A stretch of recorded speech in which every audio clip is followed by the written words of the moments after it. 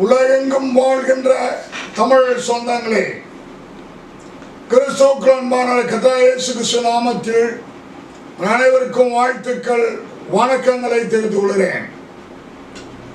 இன்றைய காணொளி பதிவில் தேவனுடைய இளைப்பாறுதலில் ஒவ்வொரு பரிசுத்தவான்கள் அங்கு வரும்போது விசேஷிக்கப்படும், வசனிக்கப்படும்.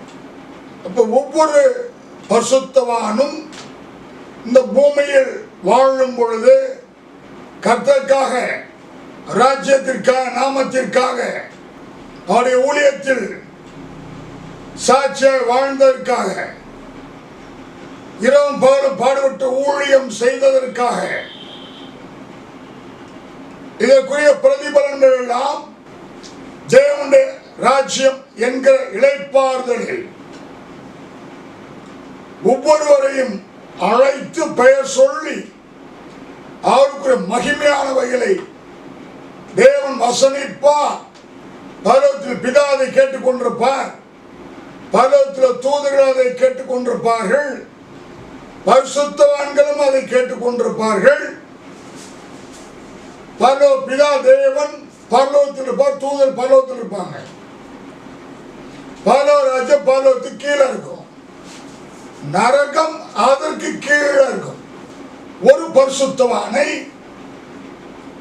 ஒரு கர்த்தருடைய ஊழியக்காரரை அவர் நாமத்தை சொல்லி பிதாவுக்கு அறிக்கையிடும் போது சகல தூதருக்கு முன்பாக சொல்லி அழைத்து தனியை நிறுத்தி அவருடைய மகிமையானவரை விசேஷிக்கும் போது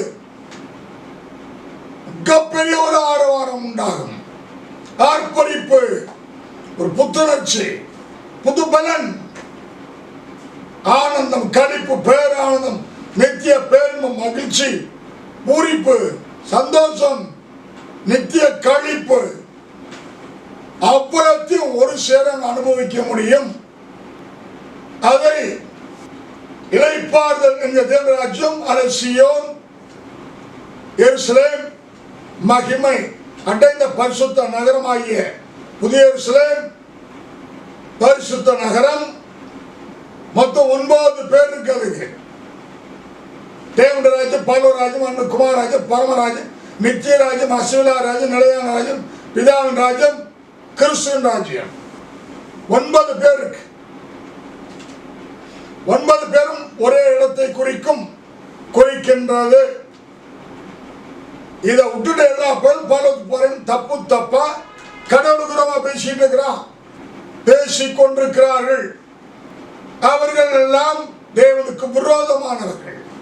சரி, இப்போ எல்லா பரிசுத்தவான்களும் நியாயம் தீர்க்கப்பட்ட பின்பு சர்வலோகத்தையும் ஆதாம் ஏவாள் முதற்கொண்டு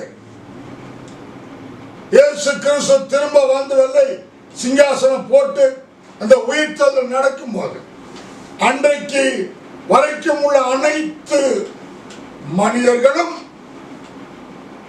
நியாய தீர்ப்புக்காக தேவனுடைய சிங்காசனம் நிற்பார்கள். கோட்டா கோட்டா கோடி மக்கள் நிற்பார்கள்.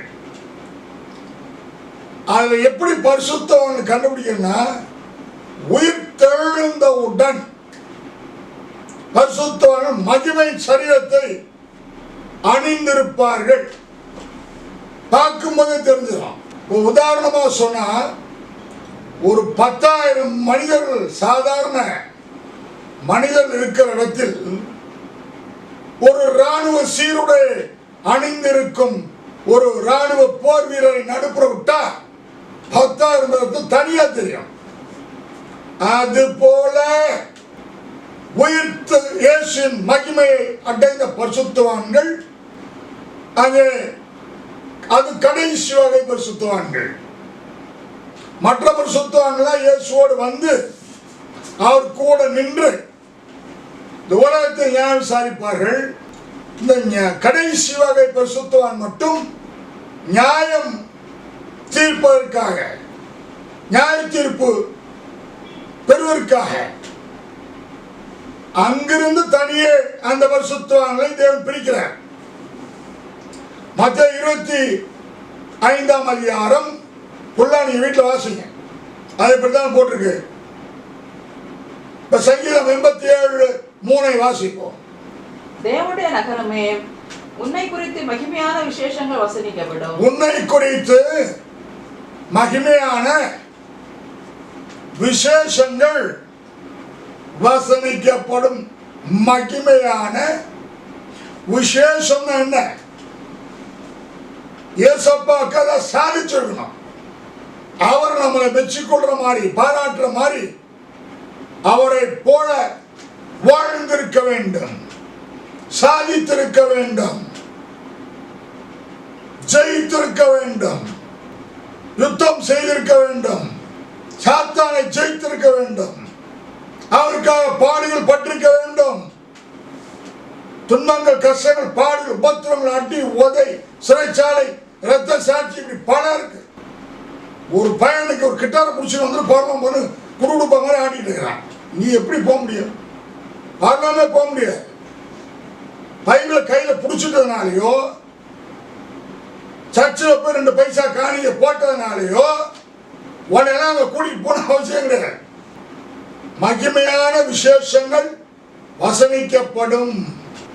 யாரும் செய்யாத காரியங்களை இயேசுக்காய் சாதித்திருக்க வேண்டும். ஒரு பகுதி. இப்ப எல்லா பரிசுத்தவான்களும் தேவனுக்கு வந்துட்டாங்க. வரும்பொழுது வாசல்ல வைத்து இரத்தத்தால் கழுவுவார் என்று ஏற்கனவே உள்ள வீடியோல பேசியிருக்கிறோம். நீங்க கேட்டிருக்கீங்க. அடுத்து சுத்த ஜலத்துல கழுவுவார்னு பேசியிருக்கேன். இது எபிரேயர் 10ஆம் அதிகாரம் 14ஆம் வசனத்திலிருந்து 24 வசனம் வரைக்கும் படிச்சிருக்கேன். ஆனா படிச்ச வீடியோ ரொம்ப நீண்டு போய்விடும். நிறைய காரியங்கள் நான் சொல்ல வேண்டியிருக்கனால அவன் வசதியை படிச்சிருக்கேன். அங்கே உள்ளே போன பிறகு எல்லாருக்கும் அனுபவிச்சான். எல்லாரும் ரத்தத்தை கழுவப்படுவார்கள், சுத்தத்தை கலப்படுவார்கள், வெண்வஸ்திரம் கொடுக்கப்படும். எல்லோரும் நவமான அப்பமாகிய சரியத்தையும் ரசமாகிய ரத்தத்தையும் பானம் பண்ணுவார்கள். அங்கே ஒரே கர்த்தர் இருப்பார், ஒரே ஆளுகை, ஒரே நாமம், எல்லாருக்கும் ஒரே உடை, ஒரே தொழுகை, ஒரே ஐக்கியம், ஒரே ராஜ்யம், ஒரே கர்த்தர், ஒரே அப்பம் புசித்தல், எல்லாம் ஒன்றாயிருக்கும். இப்போ மகிமையான விசேஷங்கள் வசனிக்கப்படும் வரும்போது வித்தியாசப்படும். இப்போ மகிமையான விசேஷங்கள் என்ன? பொதுவானதை குறித்து இப்போ சொல்லிட்டேன். இப்போ ஒரு ஆள் ஆண்டு கூப்பிடுறார். ஏசப்பாக்க ரொம்ப கஷ்டப்பட்டிருப்பார், சொத்தை இழந்திருப்பார், வைராக்கியமா நின்றிருப்பார், சாட்சியா இருந்திருப்பாரு, ஓடி ஓடி ஏசுக்கா உழைத்திருப்பார், பிரயாசப்பட்டிருப்பார், இரவும் பகலும் தூங்காமல் பிரயாசப்பட்டிருப்பார். அப்ப நிறைய இயேசுக்கா இழந்திருப்பார். அப்படிப்பட்ட ஆட்களுக்கு ஜீவக்கனியை கொடுப்பார் என்று இதற்கு முன்பு உள்ள வீடியோவில் பேசியிருந்தேன். இன்னும் நிறைய இருக்கு. அதெல்லாம் ஒன்று வீடியோ போட்டோம்னா நீண்டே போகும். இதெல்லாம் மொத்தமா சுருக்கி இந்த காணொலி பேஜ பேசிவிடுகிறேன். ஜீவ கனி. அடுத்தது இயேசுவை போல வாழ்ந்தவர்களுக்கு, இந்த பூமியிலே இயேசு கிறிஸ்துவை போல சத்தியத்தை கை கொண்டு, கற்பனை கை கொண்டு இந்த அற்புத அதிசயம் செய்யற லிஸ்டே வரமாட்டான். இன்னைக்கு நிறைய பேர் கூட்டு வெளியே பத்தி வந்துருச்சு. உலகத்தை அசைச்சேன்னு சொல்ற ஒரு பிறகாம ஒருத்தர் சொல்லியிருக்கிறான். பாம்பு போய் ஏவால படுத்துச்சு, பாம்பு சாத்தம் காயின்னு பிறந்தான். மூளை உள்ளவன் பேசுவானாடா? அப்படி ஒரு அறிவு உள்ளவன் பேசுவானாடா? பாம்பு போய் பாம்பு குட்டி தாண்டா பிறக்கும். இப்படி தெய்வத்தை கேவலப்படுத்த மாதிரி பேசிக்கிறான். ஆனா அவன் கேட்டா அற்புதம் பண்ண, அதிசயம் பண்ண, பேய் ஓடிச்சு, மரம்லாம் அடிச்சு, காத்து அடிச்சிச்சு, எல்லாரும் மேல தூக்குச்சு. லூசு பரிணாமம் என்ற லூசு, அவ்வளவுதான் ரிஜெக்ட் பண்ணுவாரு. இப்ப பெண்ணில் ஒருத்தன் அவன் 20 லட்சம் பேரை கூட்டம் என்ன சொல்றான்? ஐயோ நான் தப்பா பேசிட்டேன், இயேசுனார் வல்லமையில செய்யல, நானும் கேத்ரின் குல்மன் கலரில போய் உட்காந்து அந்த ஆவியை வச்சுக்கிட்டு இப்பெல்லாம் பண்ணிட்டு மன்னிச்சுன்றான். இவன் சிம்பிளா மன்னிப்பு கேட்டு போயிடுவான். இவனை நம்பி போன கூட்டத்தோட நிலைமை என்ன ஆகும்? யார் பதில் சொல்றது? யார் பொறுப்பாரு? யார் உத்தரவாதம் தருது? அதனால கிறிஸ்துக்கு அன்பானவர்களே, இந்த பேய் ஓட்ட நோய்கிட்ட கும்பலை பார்த்து ஓடாத. இங்க ஒரு ரத்தனமான ஒரு லூசு பையன் அவன் இந்த வயசுல. இவங்களெல்லாம் நான் ஏற்கனவே கண்டிச்சு விட்டேன். பாளையம் கோட்டையில துணியும் கோட்டை வச்சுக்கான் திருநெல்வேலியில. அவன் திருநெல்வேலி பஸ் ஸ்டாண்ட் சபை வச்சிருக்கான். கேட்ட 10,000 பேர் கூடுறான். அந்த லூசு பையன் என்ன பேசுறான் தெரியுமா? ஏதேன் தோட்டத்தோட எல்லா கனியும் சாப்பிடலாமா, ஒரே ஒரு கனியை சாப்பிடக்கூடாது, அது தசம பாகமா? முட்டாள் பேய்க்கு பிறந்தவனே, சாத்தானே சந்தோஷப்பட்டிருப்பான். நம்மளும் கூட இப்படி தோணலையடா, நம்மளோட சூப்பரா பேசுறான்டா. வர முடியாது. சத்தியத்தை தப்பா போதிக்கிறோம், அவுட், டிஸ்குவாலிஃபைட். சத்தியத்தை தப்பா போதிக்கிற புராதி தினம் கேட்டா 3 பருவம் இருக்குன்ட்டான், ஒரே பருவம் தான். அவன் இவன் வளர்ந்துட்டான். நல்லா ஊழியம் பண்ணாங்க, மேலே இருப்பாங்களா, முதல் வாரத்தில் இருப்பாங்களா, 2வது கொஞ்சம் மாதிரி ஒரு மாதிரி ஊழியம் பண்ண 2வது பருவத்தில் இருப்பாங்க, ஒண்ணுமே செய்யாத 3வது பருவத்தில் இருப்பாங்க. வசனங்களா இருக்கு. இவனா கடவுளை கேவலப்படுத்துற போயிடுவாங்க, கர்த்தரை குற்றப்படுத்துற போயிடுங்க, நுழைய முடியாது. இந்த கேவலமான பைத்தியக்காரத்தனமான இந்த போதனம் பண்ண இவங்கள அங்க மகிமையான விசேஷங்கள் வசனிக்கப்படுமா? இல்லை, வசனிக்கப்பட. கர்த்தர் நல்லவர், கர்த்தர் மிகவும் நல்லவர். ஒரு மனிதனுடைய பாவத்தை மன்னிப்பது இயேசுவுக்கு சுலபம். ஆனா சத்தியத்தை தப்பா போய் மன்னிக்க மாட்டார். அவன் சத்ரு.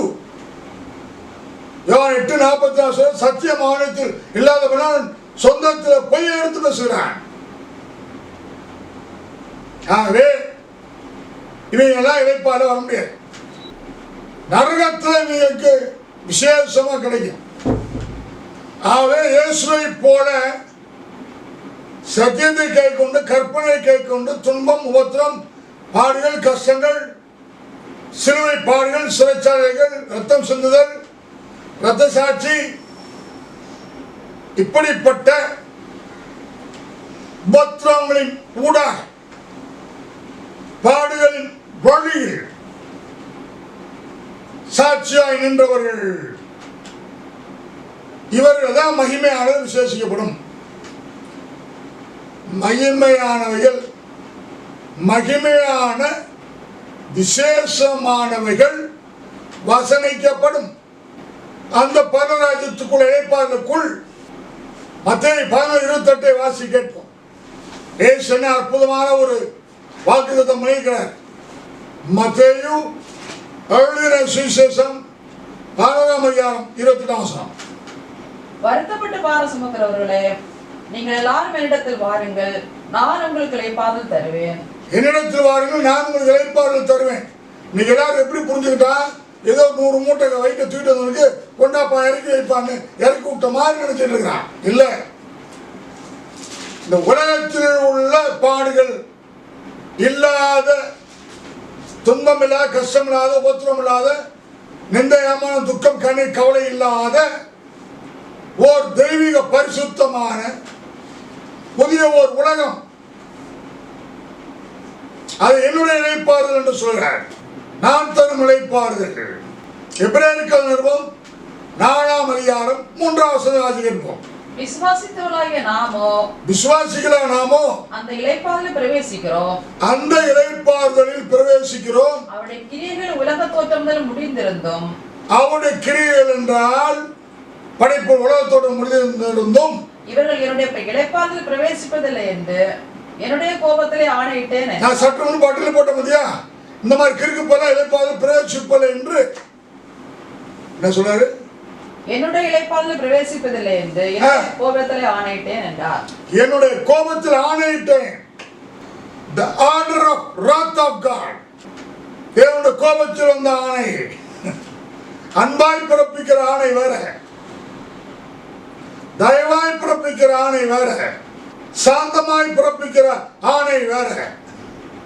தேவனுடைய கோபத்தினால் பிறப்பிக்கப்படுற ஆணை அழிவு நாசம்.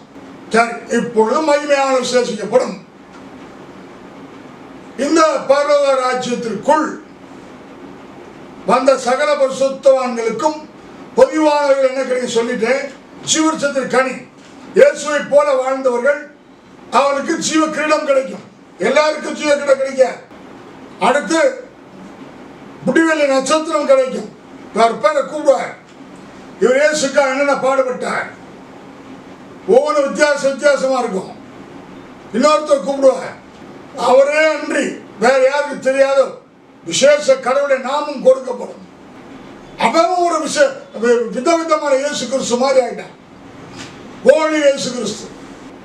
இன்னும் சிலரை பேரை அவ்வளோ பரிசுத்தம் ஒரு பேரை கூப்பிடுவார், கூப்பிட்டு பிதாவுக்கு முன்னாடி வச்சுருவார். எல்லோரும் பார்ப்பார்கள், ஏன் இவர் மட்டும் இயேசுவால் அழைக்கப்பட்டு பிதாவுக்கு பக்கத்தில் போய் நிற்க வச்சுட்டாங்களே, அப்ப அவர் என்ன செஞ்சார்? அப்ப பிதாவுக்கு பக்கத்தில் போய் நிற்கணும்னா நமக்கு என்ன தகுதி வேணும், என்ன காரியம் செய்திருக்க வேண்டும்? அற்புதமான ஒரு பாக்கியம், அதிசயமான ஒரு பாக்கியம், யாரும் தரக்கூடாத பாக்கியம்.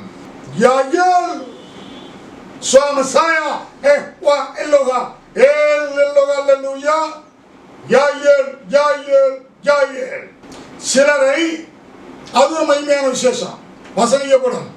சிலரை அழைப்பார் இயேசு, அந்த பரிசுத்தவான் கூடுதங்க அழைத்து சகல தூதருக்கு முன்னாடி அறிமுகப்படுத்தி பிதாவுக்கு முன்னாடி நிற்க வச்சு அறிமுகப்படுத்துவார். சகல பரிசுத்தவான்களுக்கு அறிமுகப்படுத்துவார். அதெல்லாம் நினைக்கும் போது எவ்வளவு பாடுதலான இயேசுக்கா பண்ணலாம்னா, எவ்வளவு துன்பம் பட்டுக்கலாம் அப்படின்ற ஆசை வரும். சொத்து செய்கிற ஆசை வராது. ஆனா கிறிஸ்தவ மக்களே, எவன் அப்படியான்னு சொல்றான், பெரிய கும்பலை கூட்டம் ஓடாத. நீ இருக்கிற இடத்துல தேட இயேசு உன்னை தேடி வருவார். கருத்து கையை விட்டுருவான். பெரிய சொன்னான் பாத்தியா, என்னை மன்னித்து விடுங்கள், நான் தப்பா ஊழியம் பண்ணேன்னு சொன்னாலியா. அப்ப இவனை நம்பி போனவனுடைய நிலைமை என்ன ஆகிறது? யார் அந்த ஆத்மாக்களை உத்தரவு தருது? உத்தரவாதம் யார் தருவா? எல்லாம் ஏமாத்தி கைவிட்டு நடத்த தெரியுவான். உண்மையான ஊழியக்காரர் யார்? உண்மையான சத்தியம் பேசுற யார்? அவனை நீ ஊழியக்காரனா ஏற்றுக்கொண்டு அவன் சொல்ற பாதையில் போகணும். உண்மையான ஊழியக்காரன் அந்த பல ஏற்றுக்கிட்டானோ அந்த உலகம் ஏற்றுக்காது. அவன் எங்க இலைமறை காயா கஷ்டப்பட்டு பாடுபட்டு தூச்சிட்டு இருப்பான். சரி, மகிமையான விசேஷங்கள் வசனிக்கப்படும். எல்லாவற்றையும் தாண்டி ஒரு இந்த பூமியில உதாரணமா சொல்றேன், ஒரு ஆளு கையில 1 கிலோ வைரக்கல் கிடைச்சா அவனை ஜனங்கள் எப்படி பார்ப்பாங்க? அது மதிப்பு என்ன, அது விசேஷம் என்ன? அதுபோல சிலருக்கு வெண்மையான குறிக்கலை கொடுப்பாராம். சோ பரலோக ராஜ்யம் இளைப்பாறுதலுக்குள் ஒருவர் பிரவேசிக்கும் போது ஒவ்வொருவரையும் அழைத்து அந்த ஒவ்வொருவரையும் அழைத்து சொல்லும் போது நாட்கள் போறதே தெரியாது. நாட்களை எண்ண வேண்டிய அவசியமே இருக்காது. 100 வருஷம் ஒரு நாள் மாதிரி தெரியும், 1000 வருஷம் ஒரு நாள் மாதிரி தெரியும்.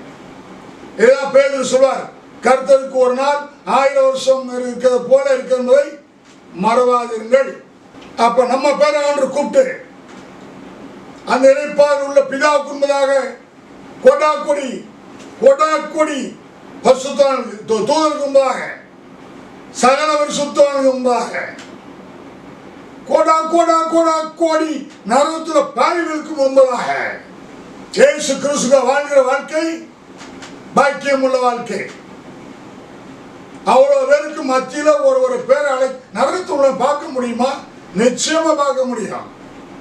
பிதாவுக்கு முன்பதாக இயேசு கிறிஸ்து ஒரு அழைத்து நிற்க வச்சா நரகத்துல பார்க்க முடியுமா? நிச்சயமா பார்க்க முடியும். யாரு கண்ணுக்கு யாரும் மறைவா இருக்க முடியாது. ஆனா நரகத்துல தான் கோடி மக்கள் கிடப்பார்கள், பாவிகள் கிடப்பார்கள். ஆகவே உண்மையான கர்த்தருடைய பிள்ளைகளுடைய தேவன் வைத்திருக்கிற மகிமையான விசேஷங்கள் அவருடைய இளைப்பாறுதலில் வசனிக்கப்படும். நன்றி, வணக்கம்.